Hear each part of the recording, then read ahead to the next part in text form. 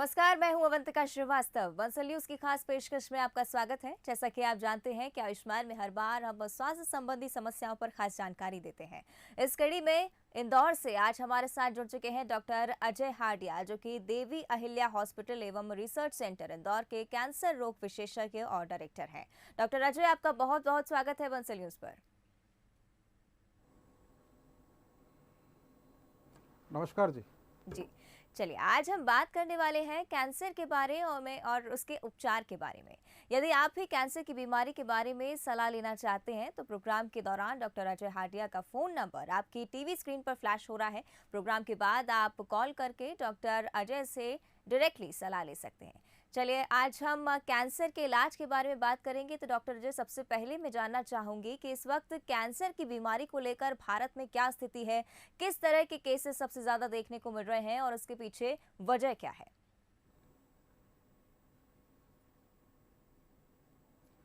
देखिए, कैंसर पूरे विश्व के साथ ही भारत में भी ये डे बाय डे बढ़ता जा रहा है और इसके बढ़ने का जो प्रमुख कारण है हमारी लाइफस्टाइल है।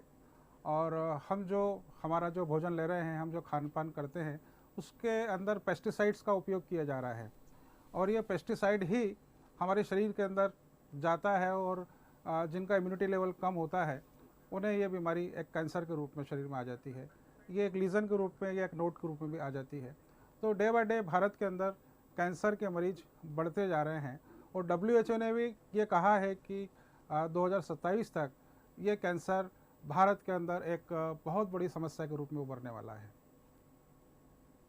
बिल्कुल। चलिए डॉक्टर अजय, काफ़ी गंभीर बीमारी होती है कैंसर, और अगर बात की जाए आपके हॉस्पिटल की तो आपके कैंसर हॉस्पिटल को लगभग 2 वर्ष होने को हैं, और आपसे जानना चाहूँगी इस बारे में कि कैंसर के इलाज के लिए आपका हॉस्पिटल कितना खास है और यहाँ विशेष रूप से क्या क्या सुविधाएं मरीजों को दी जाती है?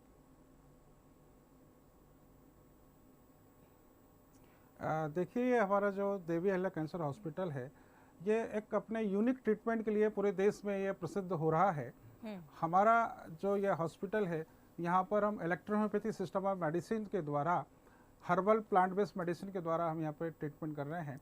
और हमारे हॉस्पिटल में एक वो सब सुविधा उपलब्ध कराई जा रही है एक जो एक अच्छे कॉरपोरेट हॉस्पिटल में होना चाहिए। और अच्छी सुविधाओं के साथ हमारा हॉस्पिटल आज कैंसर के मरीजों के लिए इलाज कर रहा है। डॉक्टर अजय, आपके कैंसर हॉस्पिटल में एक विभाग pain and palliative care centre का है, और ये कैंसर मरीजों के इलाज में किस तरह की भूमिका निभाता है और ये कैंसर हॉस्पिटल में कितना अलग माना जाता है, समझना चाहूंगी। देखिए, जो कैंसर का जो इलाज होता है, पूरे इंडिया की बात करें या पूरे वर्ल्ड की बात करें, ये 3 प्रकार का इलाज होता है, जिसमें एक सर्जरी की जाती है, दूसरा कीमोथेरेपी दी जाती है और इसके अलावा रेडिएशन दिया जाता है। और हम ये कहते हैं कि पैलिएटिव केयर का उपयोग हम जब ऑन्कोलॉजिस्ट किसी भी लीजन को, किसी भी ट्यूमर को हम बायोप्सी के द्वारा डायग्नोस करते हैं तो उस समय सर्जरी की सलाह दी जाती है। और सर्जरी के बाद यदि वो ट्यूमर या उसके लिम्फ नोड्स पूरे शरीर के अंदर मेटास्टेसिस स्टेज में होते हैं तो वहाँ पर कीमोथेरेपी और रेडिएशन का उपयोग किया जाता है। तो ये कीमोथेरेपी और जो रेडिएशन है ये एक पैलिएटिव केयर के रूप में लिया जाता है। और ये पैलिएटिव केयर एलोपैथी के अंदर होती है और इसके अंदर बाद में मॉर्फिन को जोड़ दिया जाता है। हमारा हॉस्पिटल इसलिए एक विशेष रूप से जो काम कर रहा है, हमारे हॉस्पिटल में बिना कीमोथेरेपी, बिना रेडिएशन के हम लोग हमारी प्लांट बेस्ड इलेक्ट्रोपैथी मेडिसिन के द्वारा इलाज कर रहे हैं। और हमारे जो परिणाम हमें जो मिल रहे हैं उसके अंदर बड़े विशिष्ट परिणाम मिल रहे हैं और 3rd स्टेज और 4th स्टेज के कैंसर के मरीजों को भी बहुत ही अच्छे परिणाम मिल रहे हैं। डॉक्टर अजय, अगर कैंसर की बात की जाए तो कई सारे हेवी टर्म्स, कई सारे टेक्निकल टर्म्स होते हैं जो कि काफ़ी कॉम्प्लिकेट कर देते हैं इस बीमारी को। आपसे समझना चाहूँगी किस तरह की बीमारी होती है कैंसर, और लेमैन लैंग्वेज में अगर इसे समझना हो तो किस तरह से समझा जा सकता है? देखिए, सिंपल सी भाषा में मैं कहूँगा कि हमारे सेल्स का डिवीज़न हमारी बॉडी के अंदर सतत चलता रहता है। और ये जब हमारे शरीर के अंदर जो लिम्फ नोड्स होती हैं, जो लिम्फ को फिल्टर करने का काम करती हैं, जो हमारी इम्प्योरिटीज़ को, हमारी जो शरीर के अंदर इन्फेक्शंस होता है उसको फिल्टर करने का काम करती हैं। और उस लिम्फ नोड्स के अंदर जब जो सेल्स इरेगुलर रूप से अनकंट्रोल रूप से ग्रोथ होना चालू होते हैं तो उस जगह पे एक नोड्स के रूप में या एक लीजन के रूप में वहाँ पर एक कैंसर के रूप में एक ग्रोथ आ जाती है।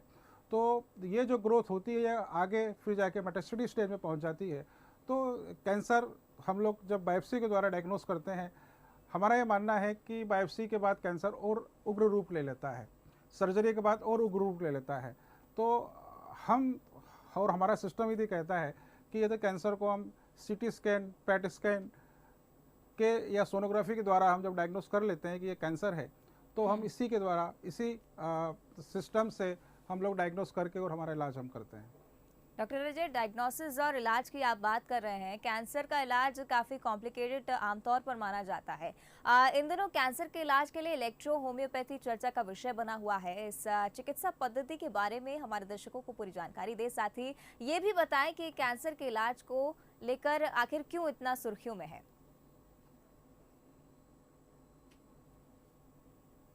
देखिए क्या है कि electro homeopathy system of medicine ये इटालियन सिस्टम ऑफ मेडिसिन है और new fifth system of medicine है। हमारी जो मेडिसिन है ये प्लांट बेस्ड मेडिसिन है जो नेचर से सनरेज की उपस्थिति में और अपना जो प्लांट्स न्यूट्रिशन जो हमारी भूमि से प्राप्त करते हैं अपने पूरे जीवन काल के अंदर, उनकी मेडिसिन्स को हम फर्मेंटेशन मेथड से हम एक्सट्रैक्ट निकालते हैं और फिर हम उसको इतना प्यूरीफाई करते हैं कि उसमें से अल्कलॉइड्स और केमिकल्स को हम लोग निकाल देते हैं और उसमें केवल एनर्जी होती है। तो ये जो एनर्जी है यही हमारी मेडिसिन्स कैंसर के मरीज को एक ठीक करती है। और इलेक्ट्रोहोम्योपैथी का एक जो मेन प्रिंसिपल है वो है हमारे शरीर में दो वाइटल फ्लूइड होते हैं, ब्लड और लिम्फ। इनकी दोनों की नॉर्मल एनर्जी के साथ यदि सर्कुलेट होते हैं तो हम स्वस्थ होते हैं और इनमें से लिम्फ या ब्लड के इम्प्योर होने से या दोनों के इम्प्योर होने से एक डिसीज़ होती है। और कैंसर का जो प्रमुख कारण है जो लिम्फ जो नोड्स होती हैं उसके अंदर कोई ग्रोथ हो जाती है तो ये कैंसर होता है। तो हमारी मेडिसिन्स में ऐसे प्लांट्स लिए गए हैं जो कैंसर को ठीक करते हैं और यदि हम कैंसर को हम ठीक कर सकते हैं तो अन्य जो कॉम्प्लिकेटेड जो क्रॉनिक डिसीज़ है वो भी हमारी इलेक्ट्रोनिक सिस्टम द्वारा ठीक किया जा सकता है।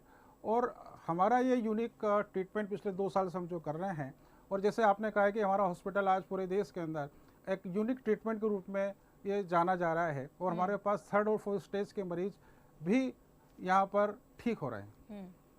बिल्कुल, तो कहा जा सकता है इस पद्धति से काफ़ी आसान हो सकता है ये कैंसर का इलाज। काफ़ी कॉम्प्लिकेटेड बीमारी मानी जाती है, लेकिन अगर इस पद्धति से इलाज किया जाए तो आसानी हो सकती है। डॉक्टर अजय, आपकी ओर फिर लौटना चाहूँगी। आपके हिसाब से कैंसर बीमारी का खतरा किन लोगों में सबसे ज़्यादा देखने को मिलता है?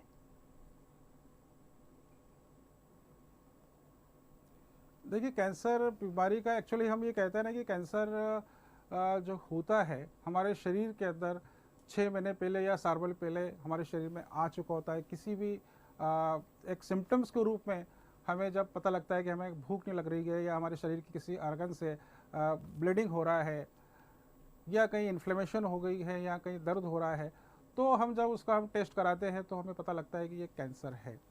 और कैंसर किन लोगों को हो रहा है इसके बारे में मैं ये कहना चाहूँगा कि कैंसर की कॉज तो बहुत सारी काज हैं। जैसे हम कहते हैं कि जो लोग टोबैको का या स्मोकिंग जो लोग करते हैं, जो लोग अल्कोहलिज्म का ज़्यादा उपयोग करते हैं, उन्हें कैंसर ज़्यादा फैलता है। परंतु ये भी देखने में आ रहा है कि ऐसे व्यक्ति जो लोग बहुत ही सात्विक प्रवृत्ति के, जो कभी अपने लाइफ के अंदर उन्होंने नॉनवेज नहीं खाया है, किसी प्रकार का व्यसन नहीं किया है, उन्हें भी कैंसर हो रहा है। तो कैंसर एक अननोन फैक्टर के रूप में है जो किसी को भी हो रहा है इस समय।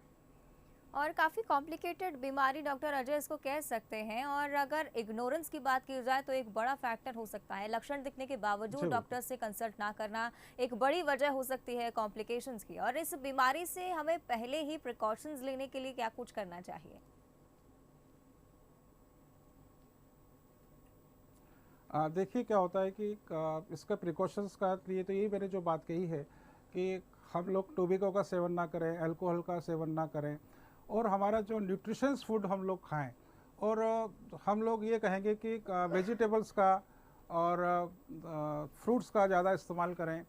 इसके अलावा ये कहेंगे कि जो शुगर जो होती है या जो हम लोग ऑयल जो यूज़ कर रहे हैं, तो ये शुगर और ऑयल जो होता है ये पूरे जो केमिकल के थ्रू ये बने हुए होते हैं। तो ये कैंसर का कारण होते हैं। तो हमें कम से कम तेल की मात्रा का उपयोग करना चाहिए, कम से कम सूअर का हम यदि इस्तेमाल करें, और तो हम कैंसर से बच सकते हैं। डॉक्टर अजय, अगर लक्षणों के विस्तार में बात की जाए तो शुरुआती लक्षणों में कैंसर की बीमारी को किस तरह से आइडेंटिफाई किया जाता है? सबसे पहले हमें कौन से कदम उठाने की ज़रूरत है जिससे समय पर इसका इलाज कराया जा सके, इसको डायग्नोस किया जा सके इनफैक्ट? देखिए क्या होता है कि हम यदि किसी फीमेल की बात करें, किसी महिला की बात करें, तो उनके ब्रेस्ट में कोई नोड हो जाती है, या हम कहते हैं कि उनका जो अनियमित रूप से उनको ब्लीडिंग होने कहीं से यूट्रस के थ्रू, ओवरी के थ्रू ब्लीडिंग होना स्टार्ट हो जाती है, तो हम लोग इग्नोर कर जाते हैं कि नहीं ठीक हो जाएगा, परंतु ये कैंसर का रूप ले लेता है। इसी प्रकार से हमारे टंग के अंदर, हमारे चिक के अंदर कोई छाला यदि हो जाता है, वो कैंसर का रूप ले लेता है। अधिक समय तक हाइपरएसिडिटी होने पर हमें पता लगता है कि हमें इसोफेगस कैंसर और स्टमक कैंसर हो जाता है, या कोलोन कैंसर हो जाता है। तो ये छोटी छोटी जो चीज़ें हमें सिम्टम्स रूप में पता लगती हैं और बाद में ये कैंसर के रूप में चेंज हो जाती है। बिल्कुल डॉक्टर अजय, और इसके साथ ही आपने अपने हॉस्पिटल की विशेष पद्धति के बारे में जानकारी दी। आपके हॉस्पिटल में इलाज कराने की पूरी प्रक्रिया के बारे में हम जानना चाहेंगे।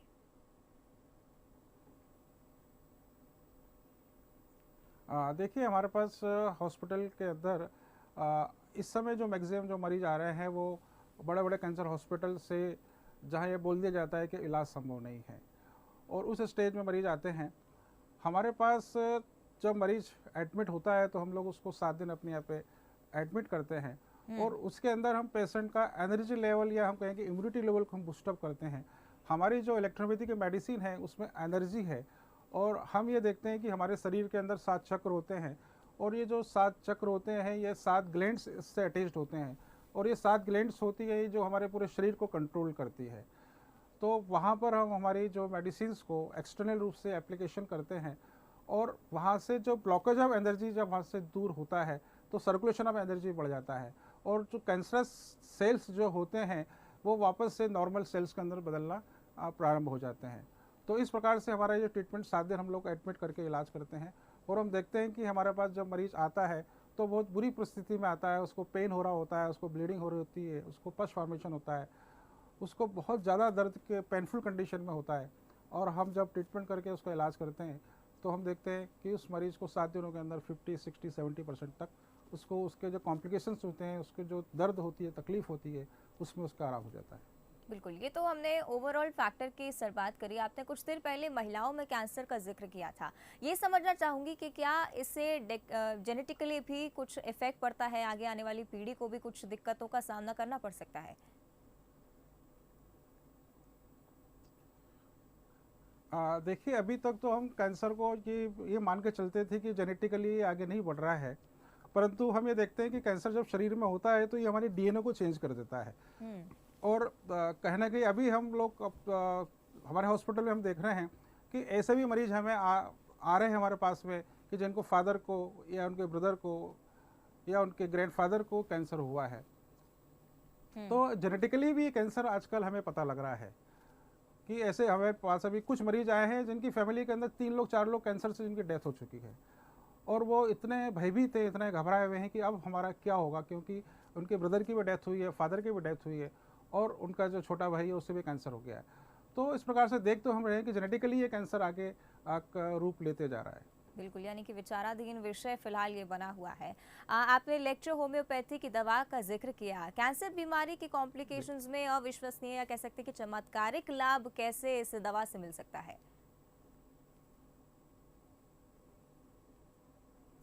देखिए मैंने अभी आपको बताया कि हमारी जो मेडिसिन है वो एनर्जी बेस्ड मेडिसिन है, और हमारी जो मेडिसिन है ये नर्वस सिस्टम पे वर्क करती है, और कैंसर के सेल्स जो होते हैं वो हाइपोक्सिया होते हैं, जो ऑक्सीजन को खाने का काम करते हैं, और आसपास के जो सेल से भी ऑक्सीजन ये उधार लेते हैं।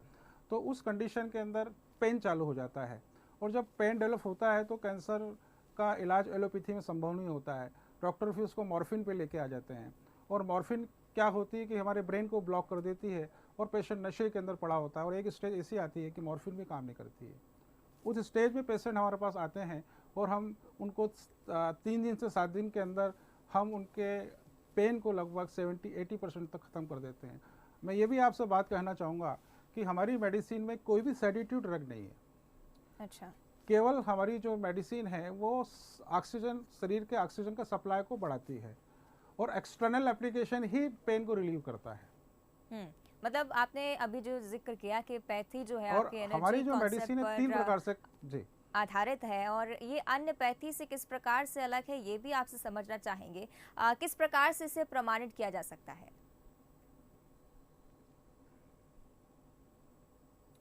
देखिए क्या है कि हमारी मेडिसिन एक प्लांट बेस्ड मेडिसिन है और इसको प्रमाणित करने के 3 एक तरीके हैं। एक तो हमारी मेडिसिन को एक फिजिकल रूप से हम लोगों ने एक टेस्ट हमने डेवलप किया है कि एक स्वस्थ व्यक्ति पे यदि हम मेडिसिन को हमारी टच भी कर देंगे तो उसकी स्ट्रेंथ को वो 100 टाइम्स बढ़ा देती है।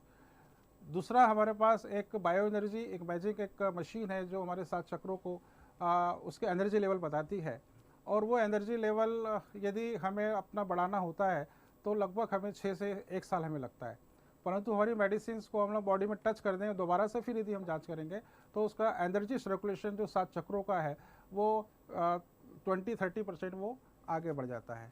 तीसरा हमारा जो है, यदि हम लिविंग ब्लड टेस्ट यदि करें, हम लाइव ब्लड टेस्ट करें तो उसके अंदर हम देखते हैं कि यदि किसी व्यक्ति का, स्वस्थ व्यक्ति का हम ब्लड टेस्ट करेंगे तो उसके अंदर जो उसके सेल्स होंगे वो बिखरे हुए होते हैं। हमारी मेडिसिन टच करते से ही उसके सेल्स को वो क्लब कर देती है, पास ले जाती है, उसकी स्ट्रेंथ बढ़ जाती है। तो इस प्रकार से हम कहते हैं कि हमारी मेडिसिन तुरंत इफेक्टिव है, बिजली की तरह काम करती है। जी।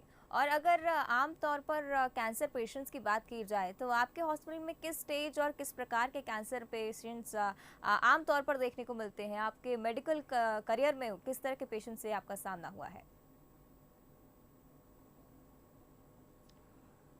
देखिए हमारे पास जैसा हमने कहते हैं कि कैंसर के सैकड़ों प्रकार हमने बताए हुए हैं कि यदि माउथ में कैंसर हो तो mouth cancer, buccal mucosa, tongue cancer, esophagus cancer, throat cancer, larynx cancer, pharynx cancer, stomach cancer, colon cancer, ऐसे सैकड़ों कैंसर है। परंतु हम ये बोलते हैं कि कैंसर एक ही होता है, जब शरीर में हमारे कैंसर होता है तो पूरे शरीर में फैल चुका होता है और इसलिए वो मेटास्टेटिस का रूप ले लेता है। तो हमारे पास जो है माउथ कैंसर से लेके रेक्टम कैंसर से लेके लीवर कैंसर, पेनक्रेटिक कैंसर, सभी प्रकार के कैंसर का हम इलाज कर रहे हैं और हर प्रकार के मरीज हमारे पास आ रहे हैं। डॉक्टर अजय, बार बार आप कैंसर के इलाज के बारे में हमें बता रहे हैं और आमतौर पर ये धारणा रहती है कि कैंसर एक इनक्योरेबल डिसीज़ है। क्या कैंसर बीमारी को पूर्णतः हराया जा सकता है, और अगर हाँ तो उसके लिए क्या कुछ करने की ज़रूरत है? देखिए, मैं हमारे जो कैंसर मरीज हैं उनको मैं एक ही इस समय राय देना चाहता हूँ कि कैंसर जो होता है, एसिडिक, हमारे शरीर में एसिड की मात्रा बढ़ जाती है तो वो कैंसर का रूप, एक हम बीमार होते हैं या कैंसर के रूप में वो चीज़ परिवर्तित होती है। तो हमें हमारी डाइट को परिवर्तित करना चाहिए। हम यदि स्वस्थ भी हैं तो भी हम अपनी डाइट को परिवर्तित कर देंगे तो बहुत सारी बीमारी से बच जाएंगे। यदि हम ये कहें कि हम मॉर्निंग, यदि हम सुबह 6 बजे उठते हैं तो 6 बजे से 12 बजे के बीच हमारा जो बॉडी वेट है उससे 10% यदि 60 किलो वजन है तो हमें लगभग 600 ग्राम हमें फ्रूट्स खाना चाहिए। वो फ्रूट्स 4 प्रकार के फ्रूट्स हों, जो आपकी पसंद हो आप वो लीजिए। इसके अलावा 12 से 1 बजे के बीच में बॉडी वेट का 5% हम वेजिटेबल्स और उसका बचा हुआ जो है हम अपना खाना खाएं, और हम 7 बजे तक यदि हम नॉर्मल डाइट लें और शाम 7 बजे से सुबह 7 बजे तक हम बिल्कुल कुछ भी ना लें, केवल पानी के अलावा, तो ये डाइट हम परिवर्तित कर देंगे तो हमारे कैंसर के अलावा अन्य जो क्रॉनिक डिसीज से पीड़ित व्यक्ति हैं उन सभी के अंदर बहुत ज़्यादा चेंजेस होंगे और ऑटोमेटिक उनके अंदर हीलिंग पावर आ जाएगी और पेशेंट स्वस्थ होना चालू हो जाएगा। और एक बात और मैं कहना चाहता हूं कि हमारे जो कैंसर मरीज हैं उनको प्रोटीन डाइट का खाने को कहा जाता है, तो और हम बोलते हैं कि हमें प्रोटीन डाइट, जो प्रोटीन है वो कैंसर का खाना है, इसलिए हमें protein diet, high protein diet बिल्कुल बंद करना चाहिए। नॉनवेज नहीं खाना चाहिए और उसके अलावा ड्राई फ्रूट्स नहीं लेना चाहिए। बिल्कुल तो हम कैंसर ये से सारे बच भी सकते हैं और कैंसर को हरा भी सकते कॉशंस हैं। होते हैं जो आमतौर पर धारण करना चाहिए। चलिए डॉक्टर अजय, ये भी समझना चाहूंगी, टाइम ड्यूरेशन एक अहम फैक्टर होता है और आमतौर पर लोगों के मन में ये प्रश्न ज़रूर होता है कि आखिर कब तक इस बीमारी से निजात मिलेगी। तो पूर्ण रूप से कैंसर को खत्म करने के लिए इलेक्ट्रो होम्योपैथी में कैंसर मरीज को कितने समय तक ट्रीटमेंट लेना पड़ता है? देखिए, हमारे पास जो मरीज आते हैं, हम उनको बोलते हैं कि यदि वो हमारा 6 महीने से 8 महीने के तक वो यदि हमारा इलाज ले लेंगे, तो हम ये देखते हैं कि पेशेंट, कई हमारे मरीज हैं जो 4 महीने, 5 महीने, 6 महीने में पूर्ण रूप से ठीक भी हो गए हैं। और ऐसे भी मरीज हैं जो हमारा साल भर गुजरने के बाद भी ट्रीटमेंट ले रहे हैं और उनकी स्थिति अच्छी है। यानी कि एक फिक्स्ड ड्यूरेशन नहीं होता है, वो पर्सन टू पर्सन डिपेंड करता है कि किस तरह से इस बीमारी को शरीर के अकॉर्डिंग हैंडल किया जाता है। डॉक्टर अजय, कीमो, रेडिएशन और सर्जरी अलग अलग उपाय हैं कैंसर के लिए भी। अगर इन सारे उपायों को करवाकर जब मरीज आपके पास पहुंचता है, इलेक्ट्रो होम्योपैथी ट्रीटमेंट की अगर बात करता है, तो कितना लाभ उन मरीजों को मिल पाता है? आप देखिए, हमारे पास मैक्सिमम मरीज तो वही आ रहे हैं जो अपना पूरा एलोपैथी इलाज ले चुके होते हैं। वो जब हमारे पास आते हैं तो उनका इम्यूनिटी लेवल बहुत कम होता है और हम 7 दिन रख के उनका इम्यूनिटी लेवल, एनर्जी लेवल को ही हम बूस्टअप करते हैं। और हम ये देखते हैं कि उन 7 दिनों के अंदर मरीज को 50 to 80% तक आराम हो जाता है उनकी तकलीफ़ों के अंदर। तो उस स्टेज के अंदर हम पेशेंट की लाइफ को हम प्रोलॉन्ग करते हैं, पेशेंट के कॉम्प्लिकेशन को हम कम करते हैं और ये कोशिश करते हैं कि मरीज कम तकलीफ में अपनी लाइफ को ज़्यादा जी सके। डॉक्टर अजय, और ऐसा भी हमें देखने में आया है कि ऐसे मेटास्टेटिक स्टेज के कैंसर भी हमारे यहाँ ठीक हो रहे हैं।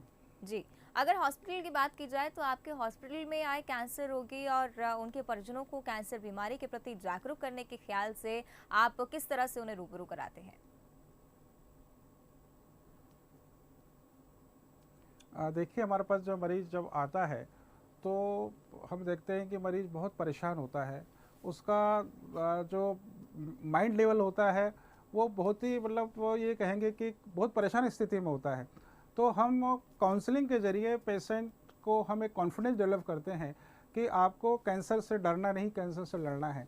साथ में जो पेशेंट के अटेंडेंट होते हैं, उनके परिवार के जो मेंबर्स होते हैं, उनकी भी हम काउंसलिंग करते हैं कि हमें इस बीमारी से डरना नहीं है, हमको लड़ना है। और यदि हम पॉजिटिव रूप में हम इस बीमारी को आगे लेके जाएंगे तो हम कहते हैं कि जैसा हम सोचते हैं वैसे ही वह चीज़ें हमारे माइंड डेवलप हो जाता है, हमारे शरीर में हार्मोन्स वो सिक्रेशन करना चालू कर देते हैं। तो हमें इस बीमारी को बोल्डली हमें फेस करना है और हम बोल्डली फेस कर लेंगे तो हम कैंसर से जीत भी जाते हैं। बिल्कुल डॉक्टर अजय, हम जीत सकते हैं इस बीमारी से भी। और एकदम एंड में मैं बिल्कुल संक्षिप्त में आपसे ये भी समझना चाहूँगी कि एक संस्था में एक अच्छी टीम का होना काफ़ी ज़्यादा ज़रूरी होता है। तो कैंसर के इलाज में आपके अस्पताल में किस तरह का स्टाफ मौजूद है, आप उन्हें किस तरह से ट्रेन करते हैं? देखिए, हमारा हॉस्पिटल जो है एक 100 बेड हॉस्पिटल है और जो एलोपैथी हॉस्पिटल में जो सुविधा होना चाहिए वो सभी मॉडर्न इक्विप्ड हमारा हॉस्पिटल है। और हमारे हॉस्पिटल के अंदर वेल क्वालिफाइड नर्सिंग स्टाफ है।